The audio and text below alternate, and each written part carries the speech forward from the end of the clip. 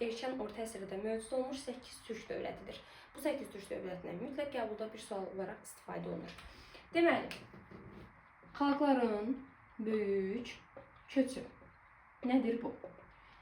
Xalqlar kimlərdir? Bunlar niyə köç edirlər? Onları bilməliyik. Xalqların böyük köçü başlayır 4-cü əsrdə, bitir 7-ci əsrdə.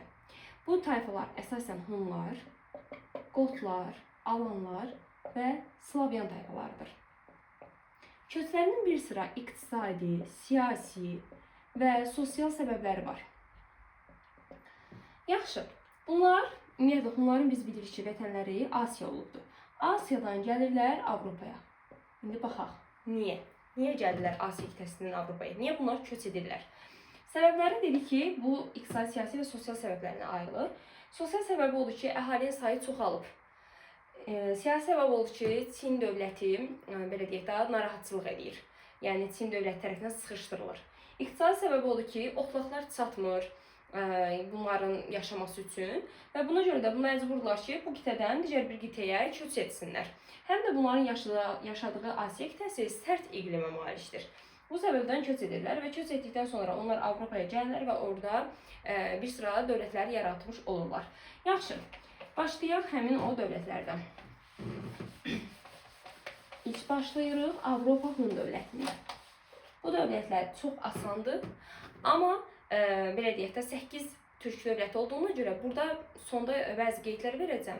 Ona görə diqqətlə dinləyin ki, bir-birindən fərqləndirə bilək. Avropa Hun dövləti. Adı üstünə demək bu harda yaranıb? Avropada. Yəni cənub-şərqi Avropada yaranmış bir dövlətdir. Yaranma tarixi götürürük 378, süqut tarixi 470-ci il. Kitabımızda bunun paytaxtı haqqında məlumatımız yoxdur. Avropa Hun dövlətini kim yaradıb və hansı işlər görüb onlara bilirik, video bitir. Deməli, bu bir. İkincisi, Tanrı xan. Tanrı xan Hun tayfasının başçısıdır. Dövlətin başçısı deyil, tayfaların başçısıdır. Bu Tanrı xan bizim eradan danışırıq. Artıq 2-ci əsrdə Azərbaycandan keçmiş və Anadoluya köç etmişdir. Bitdi. Gəldik Balamirə.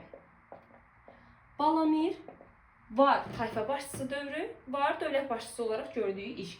İndi biz ilk olaraq deyirik tayfa başçısı olaraq gördüyü iş.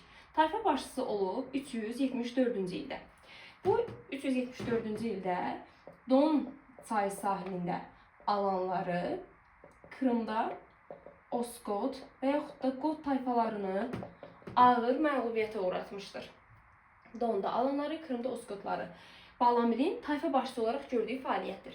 Və Balamir 378-ci ildə Avropa Hun dövlətini yaradır. Bitdi Balamir. Gəldik Attilaya. Attilanın hakimiyyət dövrü 434-453-cü illərdir. 34-cü ildən 445-ci ilə qədər qardaşı Bleda ilə idarə etmişdir. 445-dən 453-cü ilə qədər isə müstəqil şəkildə idarə etmişdir. Attilanın biz yürüşünü 3 istiqamətdə öyrənəcəyik. Birinci olaraq, qamerədən yazaq, fərqləndirək. Deməli, Attila 434 və 447-ci ildə hər ikisində Bizansa yürüş edir. Bizans. Mötərizdə yazıram. Konstantinopol. Çünki Bizansın paytaxtı haradır? Konstantinopoldur. Deməli, 434-cü ildə Bizansla müqavilə imzalayır. Avropa Hun dövləti və Bizans arasında 434-cü ildə müqavilə imzalanır. Müqavilənin şərtləri nədir? Təbii ki, xərac verməlidir. Bizans Attilaya xərac verməlidir. İkincisi, Avropa Hun dövlətindən əgər ki, Bizans ərazisinə qaçqınlar olarsa, onları qəbul etməməlidir öz ölkəsinə, yəni geri qaytarmalıdır. 3. Ticarət sərhədlər daxilində olmalıdır. Müəyyən sərhədlər var ki, o daxildə aparılmalıdır. Amma Bizans öz verdiyi vədləri yerinə yetirilmədiyinə görə Attila məcbur olur 447-ci yenidən yürüş edir və bu zaman Bizansın paytaxtı olan Konstantinopolu mühasirəyə alır. Konstantinopolu mühasirə aldıqdan sonra müqavilə yenidən imzalanır, amma bu səfər şərtləri daha ağır olur. Bitdi. Gəlir ikincisi yürüşü. Artıq burada gəlir Burqundlar üzərinə, Burqundları məğlubiyyətə uğradır. Daha sonra keçir Orlayana, Orlayan Fransada şəhərdir. Orlayana o şəhəri tutur. Burqundlar Orlayan bu kimi yəni Avropa dövlətlərinə yürüş etmiş olur və daha sonra isə üçüncü deyirik 451, 452-ci ildə isə Qərbi Roma üzərinə yürüş edir. Qərbi Roma. Hər ikisində də Romanın paytaxtı dedik ki, Romadır. Baxın, burada da Romanı mühasirəyə alır. Sanki hər ikinci yürüşlərdə mühasirə var. Deməli, 451-ci ildə Qərbi Roma üzərinə yürüş edir. Qərbi Roma üzərinə yürüş edəndə Qot tayfaları Romanın tərəfindən Attilaya qarşı vuruşmuş olur. Və 452-ci ildə yenidən Romaya yürüş edir və Romanı mühasirəyə alır. Mühasirəyə alanda Romanın papası gəlir, istəyir, yəni deyir ki, bağışlayın, bizim ölkəmizə daxil olmayın. Roma papasının o sözlərinə görə Attila, yəni Roma ərazisinə yürüşünü dayandırır. Amma Roma üzərində, belə deyək də, üstünlüyə nail olur. Yəni demək, Attila 452-ci ildə Roma üzərində üstünlüyə nail olmuş olur. Bir də 51-ci ildə döyüş olur. Döyüşün adı belədir. Katalaun döyüşü. Deməli, Katalaun döyüşü Avropa Hun dövləti ilə Qərbi Roma arasında baş vermişdir. Döyüşdə heç bir tərəf üstünlük qazanmamışdır, yəni döyüş nəticəsiz qalmışdır. Və Attila, deməli, bu döyüşdə, yəni Katalaun döyüşdə Romanın əsgərləri arasında bir xəstəlik yayılır. Onun öz əsgərlərini keçməsin deyə yürüşü yarımçıq qoyur və geri qayıdır. Yürüşü yarımçıq qoyur və geri qayıdır. Bu Attila. İndi Attila 453-cü ildə Sasanilər üzərinə yürüşə hazırlaşır, amma yürüşünü davam gətirə bilmir. Deməli, Avropa Hun dövləti Sasanilər üzərinə yürüş edə bilməmişdir. Bunu altından xətt çəkin. Sasanilər üzərinə yürüş edə bilməmişdir. Attila vəfat elədikdən sonra bunun bir var böyük oğlu, var kiçik oğlu. Böyük oğlu Almanlar üsyan qaldırır və böyük oğlunu öldürürlər. Kiçik oğlunun adı isə Zabadır.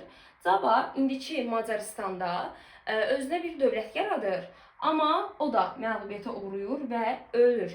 Və Avropa Hun dövlətinin geniş ərazilərə malik olduğuna görə bu boyda ərazini idarə edə bilmir. Dağ çəkmələr nəticəsində 470-ci ildə süqut edir.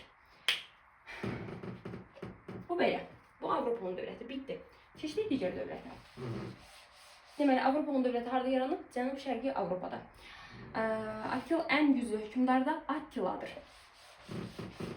Əsas müharibə aparıb Bizansla, yəni Şərqi Roma ilə və Qərbi Roma, eyni zamanda Avropa ərazisində, yəni Burqundlardır, Orlean ərazisidir, bu ərazilərə də yürüş etmişdir. İkinci dövlətimiz Ahun dövlətidir. Bitiyor, baxın.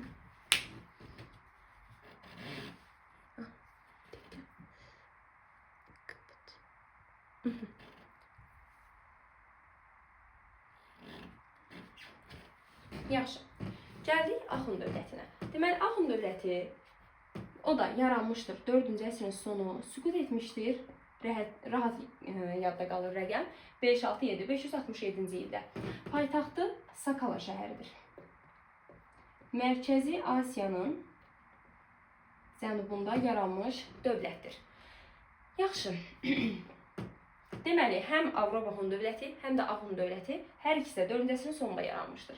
Ahun dövlətini kim yaradıb? Biz o haqda məlumata sahib deyilik. Bilmirik kim yaradıb. Amma 5-ci əsrin birinci yarısında Eftal adlı hökmdar olmuşdur və o hökmdarın adı ilə Ahun dövlətinə Eftalitlər dövləti də deyilir. Daha sonra gəlirik ən güclü hökmdarlarından olan Axsuvar xana.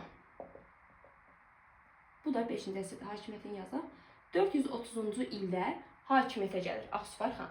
Axsuvarın dövrünü S-I-S-H bu formada yadda saxlayın. 434, 430, üzr istəyirəm, 450, 484, 484. Deməli, bu nədir yazmışam? Deməli, Axsuvar xan Sasani hökmdarı Firuzu hakimiyyətə gətirir. Deyirik 5-ci əsrin ortalarında, yəni 450-ci illərdə. Firuzda hakimiyyətə gətirdiyinə görə, deməli, Sasaniləri özündən asıb əsas alır. Eyni zamanda İran yaylası və Şərqi Türkistanı da, burada yaza bilərik Şərqi Türkistan. İran yaylası və Şərqi Türkistanı da 450-ci illərdə özünə asıb əsas alır. Daha sonra Firuz Axsuvara tabi olmur. Bunlar arasında bir çox müharibələr gedir və sonunda Axsuvar Turan taktikasını istifadə edərək Firuzu 484-cü ildə ağır məğlubiyyətə uğradır. Yenə Sasaniləri tabe edir. Daha sonra isə 484-cü ildə Heratı tabe edir. Deməli, Sasani, İran, Şərqi Türkistan, yenə Sasani və Herat. Hakimi də gəlir 430, 430, 450, 480-də. Bu illəri yadınıza saxlayırsınız, Aksuvarla bağlıdır. Daha sonra nə olur? Deməli, 1-ci Qubad, biz bunu Azərbaycan tarixində keçmişdik ki, Məzdəki hərəkatından, belə deyək, iri feodallar bunları sıxışdırır və Məzdəki hərəkatı dövründə bu qaçır hara? Axund dövlətinə. Gəlir Axund dövlətinin qızı ilə evlənir. Və bunların uşağının adı da belədir. 1-ci Xosrov Ənuşirvan. Deməli, o Qubadın oğludur, həm də Axund dövlətinin qızı ilə evlənmişdir. Belə, indi 1-ci Xosrov Axund dövlətinin başçısının nəvəsi olur, düzdürmü? Həmin o Xosrov gələcək babasının yaratdığı dövlətə son qoyacaq. Necə ki, biz 2-ci Kir demişdik, Astiaqı öldürür və Midiya dövlətinə son qoyur. Həmin bu Xosrov da babasının babasının dövlətinə son qoyacaq. Amma Axund dövlətinin hökmdarı kimdir? Biz bilmirik. Yəni, nə Aksuvardır, nə Eftan, heç birinə düşmür. Sadəcə hər hansı bir Axund dövlətinin başçısının qızı ilə evlənmişdir. Bunu yadda saxsaq kifayətdir. Gəldik 6-cı əsrin 1-ci yarısında ən güclü hökmdarı olan Mihiraqulun dövrünə. Deməli, Axund hökmdarları kimlər olur? Eftal, Aksuvar və Mihiraqul. Bunu dəqiq yadda saxlayırıq. Mihiraqul ən güclü hökmdarıdır. Dövləti imperatorluğa çevrilmişdir. Ordusunda döyüş fillərindən istifadə edib və nizamlı ordu yaratmışdır. Ən əsası şimal, qərbi, Hindistanı işğal eləmişdir. Əhəməni hökmdarı da məhz 6-cı əsrdə şimal-qərbi Hindistanı işğal etmişdir. Bax, oxşar xüsusiyyətidir. Deməli, Mihiraqulun 3-cü hərfi X-dır, Aksuvarın 3-cü hərfi S-dir. Aksuvar Sasanilərə yürüş etmişdir, Mihiraqul Hindistana yürüş etmişdir. Sasanilər və Hindistanla müharibə aparan dövlətimiz hansı dövlət oldu? Axund. Avropa Hun Sasanilər üzərində yürüş etmək istəyir, amma tuta bilmir. Deməli, Avropa Hun və Axundu fərqləndirən xüsusiyyət nədir? Sasanilərə Avropa yürüş edə bilməmişdir, amma Axund dövləti yürüş edə bilmişdir.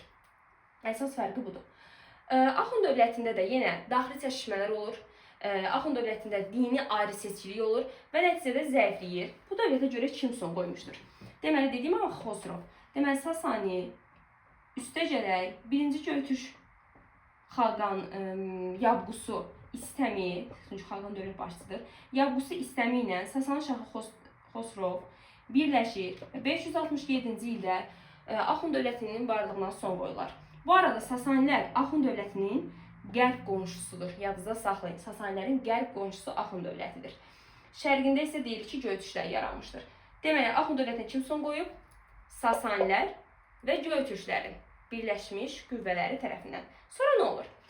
Qalib gəldi, Axund dövləti süqut elədi. İstəmi, Xosrov Ənuşirvan deyir ki, Axundlara verdiyiniz vergini, Sasanilər asılı olub, Axundlara verdiyiniz vergini bizə verəcəksiniz. İstəmi Xosrova deyir, yəni Göytürklər Sasanilərə deyir. O zaman Xosrov da vermək istəməyəndə bunlar arasında mübarizə olur. Mübarizədə nəticəsində Soqdiana vilayəti keçir Göytürklərin əlinə. Yəni Sasanilər bu müharibədə məğlubiyyətə uğrayırlar. Bu digər bir dövlətimiz bitdi. Keçdik Göytürk dövlətinə. Göytürk dövləti 1-ci Göytürk və 2-ci Göytürk olmaqla iki hissədə biz bunu öyrənəcəyik. Baxın video qeydinə. Yaxşı. Buraya yazıram 1-ci Göytürk. Yazıram 2-ci Göytürk. Həmişə müqayisəli şəkildə öyrənin. O zaman daha yaxşı yadda qalacaq.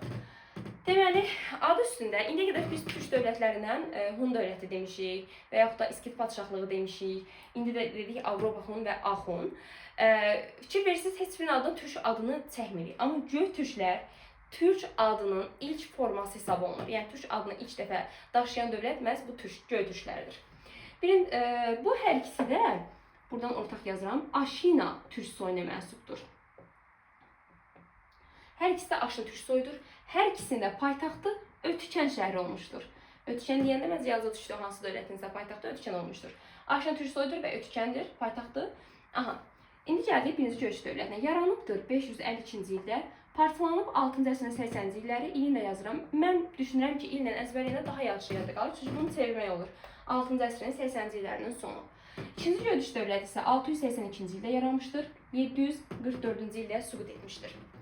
Yaxşı, burada deyirik ki, avarlar, Ayşənə Türksoyu, Altay dağları, dəmirçilik və silah.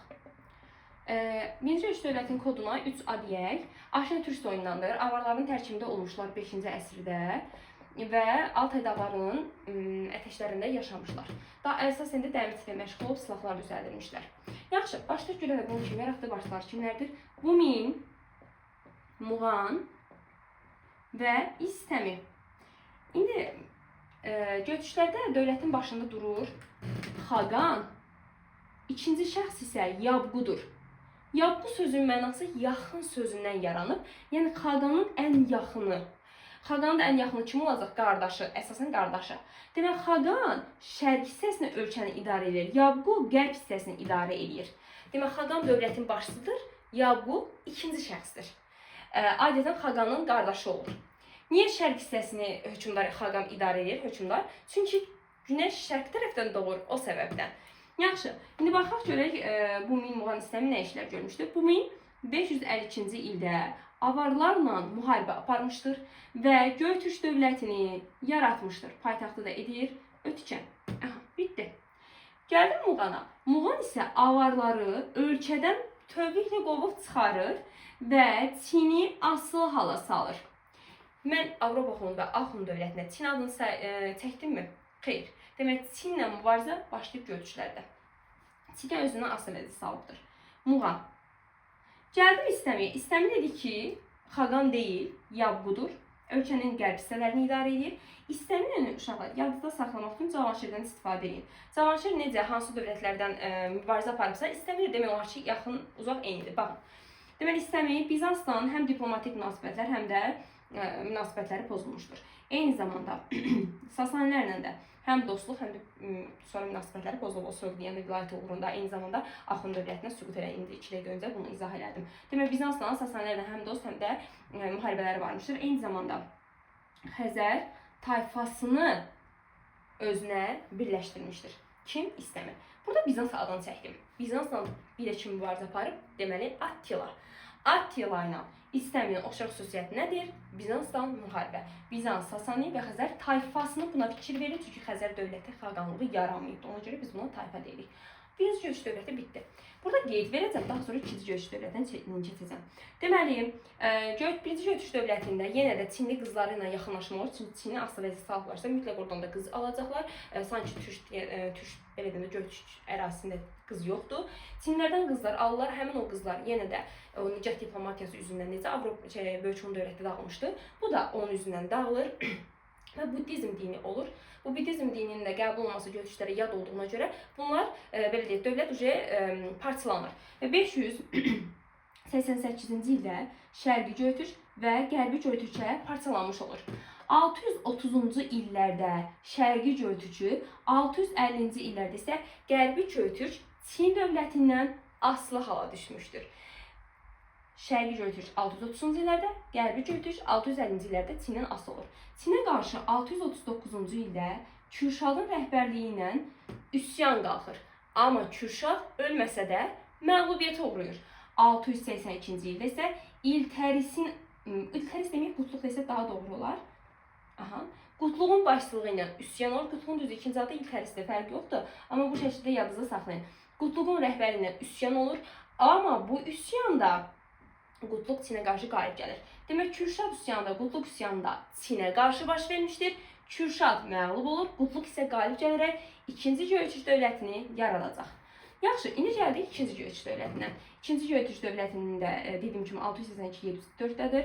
Ayşənə Türksoyundandır, paytaxtı Ötkən şəhəri olmuşdur. Qutluq xan, bunun ikinci adı İltəris və yaxud da buna deyirik El-Təriş, yəni eyni adlardır. Üçünə düşə bilər. Elin xilaskarı deməkdir ona görə. Demək, 682-ci ildə ikinci Göyçüş dövlətini yaradır. Çinə qarşı baş verən üsyanda qalib gəlmişdir, paytaxtda Ötkən edir və bu Çinli qızları ilə evlənməyə qəti qadağan edir, özü isə Türk qızı ilə evlənir. Və bunun dövründə Tony Cook var. Tony Cook türklərin Bismarck'a adlanır. Baş vəzirdir, məsləhətçiləridir. Tony Cook'la birlikdə ölkəni idarə edir. Qutluqdan sonra gəlir hakimiyyətdə biz görürük. Deməli Qapağan. Qapağan da Çini asılı vəzdə salıbdır. Vəssalam, başqa bir şey bilməyizə gerək yoxdur. Və gəldim Bilgənin dövrünə. Bilgə də eyni şəkildə Çini asılı vəzdə salmışdır. Mərkəzi Asiyada olan türkləri öz ətrafında birləşdirmişdir. Ən güclü hökmdarlarından biridir və yenə Tony Cook, bir də qardaşı Külticin var. Külticin. Qardaşı Külticinlə birlikdə dövləti idarə etmişdir. Hakimiyyət dövrü 716-734-cü illərdir. Daha sonra deməli Külticin, Tony Cook bunlar vəfat etdikdən sonra Bilgə də artıq vəfat eləyir, yəni buna dözməyərək vəfat eləyir və 2-ci Gölüş dövləti yenə çaxnaşma olur. Bundan istifadə edən Uyğurlar üsyan qaldıraraq 744-cü ildə 2-ci Gölüş dövlətinə son qoyurlar. Deməli, Axund dövlətinə son qoyduğu Göytürklər və Sasanilərin birləşmiş qüvvələri. 2-ci Göytürk dövlətinə kim son qoydu? Uyğurlar. 2-ci Göytürk dövlətinin başlı məsləhətçisi Tony Cook'dur. Bunlara fikir verin. Bu minvan istəmək 1-ci Göytürkə aiddir. Qutluq, Qapağan, Bilgə, Külticin və yaxud da Tony Cook hamısı kimə aiddir? 2-ci Göytürk dövlətinə. Deməli, Çini asılı hala salıb həm 1-ci Göytürk, həm də 2-ci Göytürk. Çin söhbəti hələ ki Göytürklərdədir. Davam edirik Uyğurlardan. Uyğur, Xəzər, daha sonra isə Qaraxanlı və Qəznəvi. Baxın videomuza. Bəli, davam edir. Yaxşı, indi keçdik Uyğura. Uyğur dövləti yaranıb 744-cü ildə, süqut edib 842-ci ildə. Paytaxtı Ordudur. Bunlar yaxşı oxçulardılar və Qobi səhrasında ətrafında yaşayıblar. Qobi səhrasından Xəzər dənizi demirəm ha. Sadəcə Qobi səhrası ətrafında yaşayıblar. Çünki Qobi səhrasından Xəzər dənizinə qədər olan yerdə Xəzərlər yaşayacaq. Onlara fikir verin. Qobi səhrasına qədər olan ərazilərdə yaşayırlar. Bunun da kodunu biz 3O deyə bilərik. Uyğur dövlətinə kim son qoyub? Qırğızlar. Axnosun qoyub 1-ci Göytürk, 2-ci Göytürkə son qoyub Uyğur, Uyğura son qoyub Qırğız. Yaxşı, Uyğur dövlətini kim yarandı? Qutluq, Bilgə, Kül də deyə bilərsiniz, Gül də deyə bilərsiniz. 2-ci hökmdarı Moyon Tur, 3-cü hökmdarına gəlirəm. Deməli, Qutluq, Bilgə, Kül Xaqan, Moyon Tur, əsas bunlardır. Baxaq görək, bir də Böcü. Böcü. Əslən, o sonunda demək istəyirəm, yaxşı dedim. Böcü. Qutluq, Bilgə görə nə edirdi? Buna fikir verin.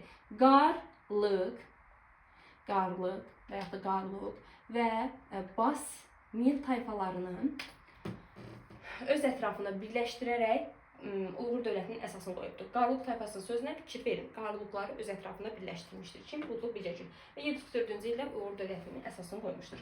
Gələk Moyontura. Moyonturun dövründə 751-ci ildə Talas döyüşü olur. Talas döyüşü Çin və ərəblər arasında baş vermişdir. Bu döyüşdə Çin məğlub olub, ərəblər qalib gəlib. Yaxşı, bunun Uyğurlara nə dəxlisi?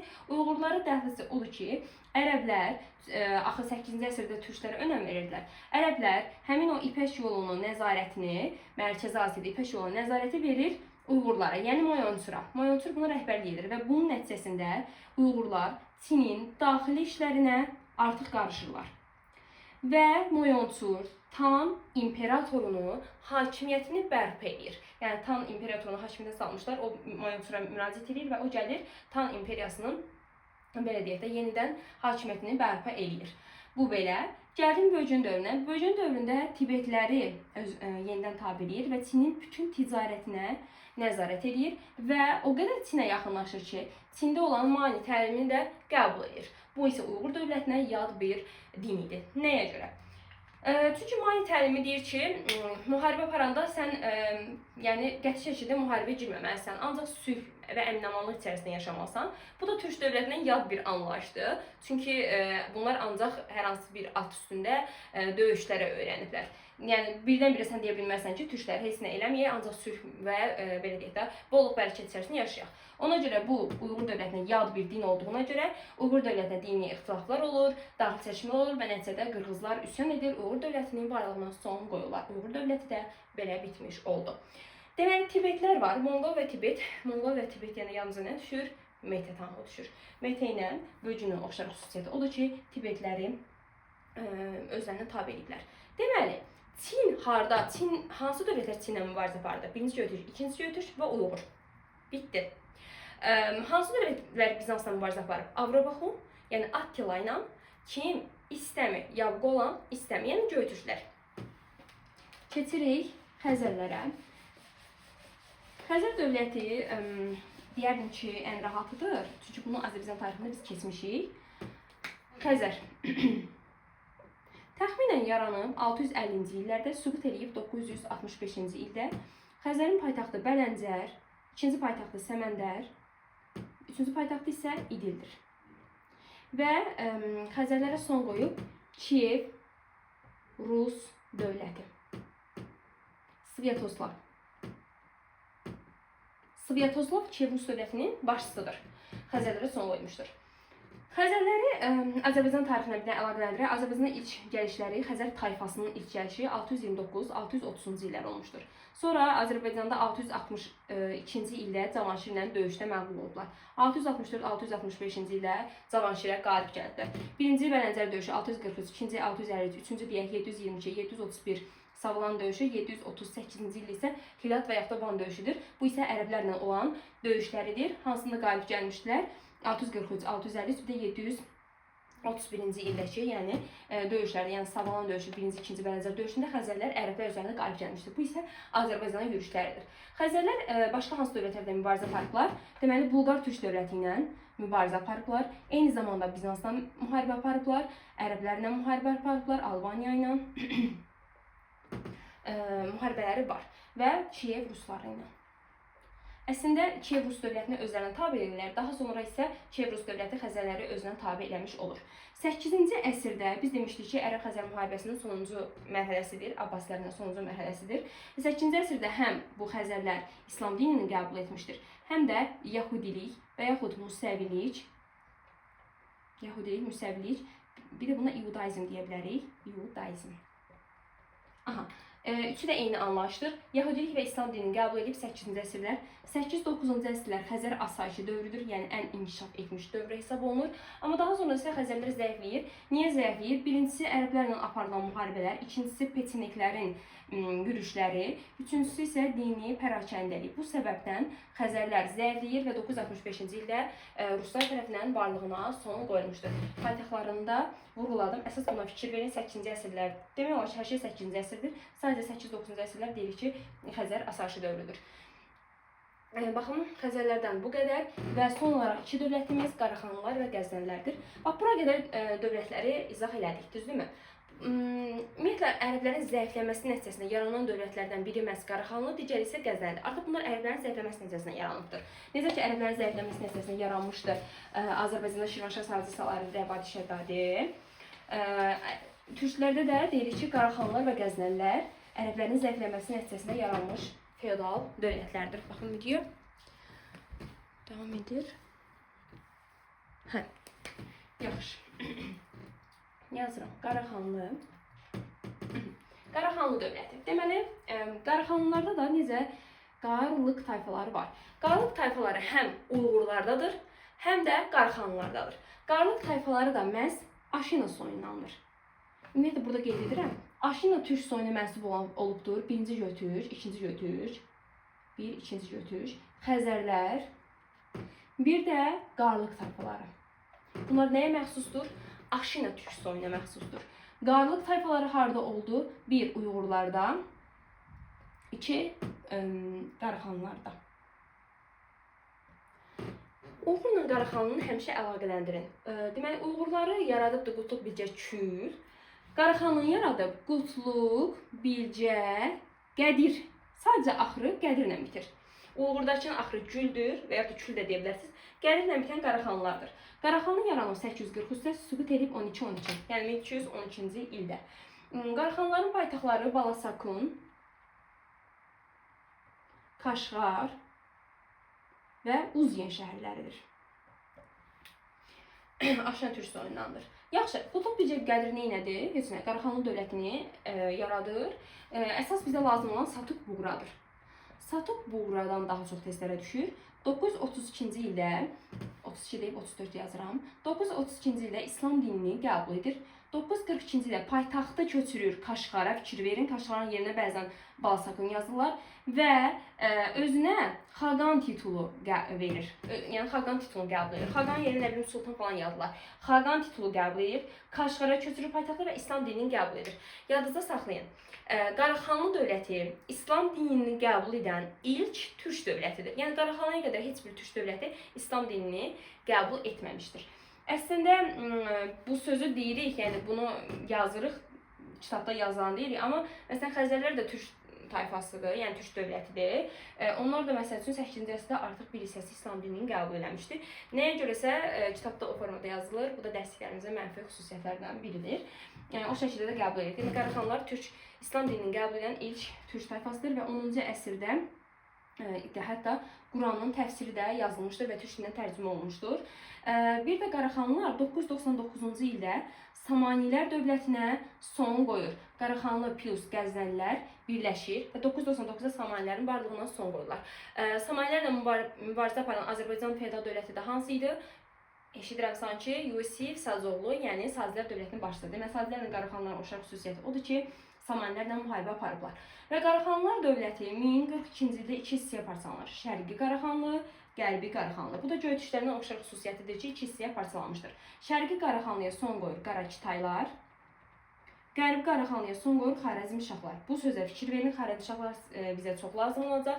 Xarəzmşahlarla Atabəyləri falan Azərbaycan tarixi keçəndə əlaqələndirəcəyik. Xarəzmşahlar qərbə son qoyub, Qarakitaylar isə şərqə son qoyubdur. Yəni qılar üst-üstə düşmür. Hər ikisinə neçənci ildə son qoyulub? 1212-ci ildə deyə bilərsiniz, 13-cü əsrin əvvəlində deyə bilərsiniz, fərqi yoxdur. Bu bizim Qaraxanlı dövləti və keçdik Qəznəli dövlətinə. Oradakı qeydlərimi düşünürəm ki, götürdük. Deməli, Bizansla müharibə aparmış dövlətlər hansılardır? Avropa Hun dövləti, birinci Göytüş dövləti və Xəzərlər. Aşın Türkistonu dedik, Qarlıq tayfası hansına da dedik. Çinlə müharibə aparıbdır. Birinci Göytüş, ikinci Göytüş Uyğur. Bitti. Gəldik Qəznəli dövlətinə. Qəznəli dövləti yaranıb 962-ci ildə, süqut edib 1187-ci ildə. İki dənə paytaxtı var. Birinci paytaxtı Qəznə, ikinci paytaxtı isə Lahordur. İndiki Əfqanistan ərazisində deyə bilərik ki, yaranmışdır. Əfqanistan cənubuna deyə bilərik, yaranmışdır. Hökmdarı Alptəkin, Sultan Mahmud Qəznəli və Məsud. Alptəkin Əfqanistanın cənubunu tutur və 962-ci ildə Qəznəli dövlətinin əsasını qoyur. Əsas bizə lazım olan Sultan Mahmud Qəznəlidir. Adı üstündə Sultan. İndiyə qədər heç birinin adını Sultan sözünü çəkməmişdim. Deməli, Sultan titulunu qəbul edən ilk hökmdar kimdir? Mahmud Qəznəli. Mahmud Qəznəlinin hakimiyyət dövrü 998-1030. Bəs 985-1032-nin hakimiyyət dövrüdür. Deyirik, Fəzil Məhəmmədin dövrüdür. Təxminən üst-üstə düşür. Yəni, biz sadəcə 85-1030, 998-1030 məlumat xarakterli olsun deyə dedim. Yaxşı, demək, ilk də Sultan titulunu qəbul edibdir. Hansı əraziləri görüşürük? 999-da dedik ki, Samanilər dövlətinin varlığına son qoyur. Bu da, deməli, Yusif Sazovlu ilə Mahmud Qəznəlinin oxşar xüsusiyyətidir. Və 1017-ci ildə Hindistanın şimal-qərb hissəsini işğal edir. Deməli, Hindistanı kim tutmuşdu? Axun, bir də Qəznəli. Başqa bir dövlət, bu 8 dövlətin içində sadəcə Axunlar, Mahmud, bir də Qəznəli hökmdarı Mahmud Mihraqul, bir də Qəznələrdən Mahmud Qəznəli Hindistanı yürüş eləmişdir. Baxın, Mahmudun da 3-cü hərfi H-dır, Mihraqulun da 3-cü hərfi H-dır. Yəni 3-cü hərfi H olanlar Hindistana yürüş ediblər. Başqa bir dövlət Hindistana yürüş eləməyib. Yəni bu 8 türk dövlətindən danışıram. Aha. Sonra Qərbi İrana yürüş eləmişdir. Qərbi İranın Rey, Həmədan, İsfahan kimi şəhərlərini işğal eləmişdir. Daha sonra Xorasan, Xarəzm, Əfqanistan bu kimi əraziləri də öz dövlətinə tabe eləmişdir. Və ən güclü hökmdardır dediyimiz kimi Sultan titulunu qəbul etmişdir, Abbasi xəlifəsi vermişdir. Bu qədər. Məsudun dövründə isə bir dənə bunu yadda saxlayırsınız ki, 1040-cı ildə Dəndənəçan döyüşü olmuşdur. Dəndənəçan döyüşü Səlcuqlarla Qəznənlər arasında olur. Səlcuqlar qalib gəlir, Qəznənlər məğlubiyyətə uğrayır. Yəni Məsud məğlubiyyətə uğrayır və bu Dəndənəçan döyüşü nəticəsində bunlar Xorasana sıxışırlar. Yəni gedirlər bir dənə Xorasanda yaşamağa və paytaxtlarını da dəyişirlər, eləyirlər Lahor. Amma Gürlü tayfaları, Gürlü da deyə bilərik, biz bunu Qurlu tayfaları da deyə bilərik. 1187-ci ildə gəlir Lahoru tuturlar və Qəznəvi dövlətinin varlığına son qoyurlar. İndi burada bəzi qeydləri verirəm.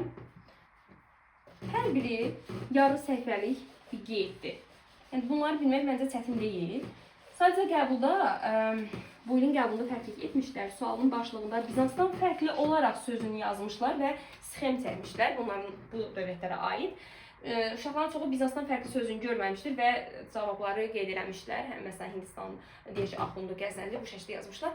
Sadəcə sizdən diqqət istəyirik. Burada başqa bir xüsusi, belə deyək də, qeyri-adi bir dərs deyil. Sadəcə diqqətiniz olsa, yəni yazacaqsınız, diqqətli olsanız yazmış olacaqsınız. Uğur dövlətinə bir şey demədim. Demək, bunlar kağızı Çinlilərdən öyrəniblər, onu yadınızda saxlayın, mətbəə ilə daha yaxşı məşğul olublar. Bir o cümlə yadımdan çıxmışdı, deməmişdim. Deməli, Çinlə müharibə aparıb kim dedik? Birinci Göytürk, ikinci Göytürk və Uyğurlar. Başçılarını da birlikdə. Birinci Göytürkdən Muğan, ikinci Göytürkdən Qapağanla Bilgə, Uyğurlarda da Moyonçur Bilgə, Uyğurlarda da Moyonçurla Bölgü. Sonra gəldim Hindistan. Hindistan sadəcə iki dənə dövlətlərdir. Bir Axun, bir də Qəznəli. Yəni üçüncü hərfləri H olanlar Mihragu və Mahmud Qəznəli Hindistan'a yürüş edib. Çin Hindistan dedik. Bizansla müharibə aparıblar. Bizans deyəndə yadımıza ilk olaraq Avropa Hun dövlətinin başçısı olan kim gələcək? Attila. Bizans, sonra birinci Göytürk mübarizə aparıb. Xəzərlər Bizansla müharibə aparmışdılar. Daha sonra burada əsas qeydlərdən nə deyə bilərik? Dediyim kimi, Aşna Türk soyunu bayaqları yazdım. Qarlıq tayfası hansılardır? Onları qeyd elədim. Məsələn, mani təlimi Uyğurlardadır. Budizm birinci Göytürklərdədir. Parçalanmasına səbəb olub. Xəzərlərdə də ki, Yahudilik, bir hissəsi Yahudilərdir, bir hissəsi İslam dinini sitayiş edənlərdir. Burada bir də fikir verirsiniz ki, Ərəb dövləti zəifləməsi nəticəsində yaranan dövlət Qarıxanlı və Qəznəlidir. Digərləri yəni zəifləməsi nəticəsində yaranmayıb və bu dövlətlərin hər biri 5-11-ci əsrlərə aiddir. Yəni erkən feodalizm dövründə yaranıblar. Yəni klassik feodalizm dövründə düşünürlər bu 8 dənə türk dövləti. Paytaxtlarına fikir verirsiniz. Hansı hökmdardan hansı hökmdarın əlaqəsi var, onlara fikir verirsiniz. Demək olar ki, əsaslarını qeyd elədim. Sonra üstündən də bir dəfə dərs oxursunuz. Bir də test edirsiniz və sıra olur əlaçı. Uğurlar.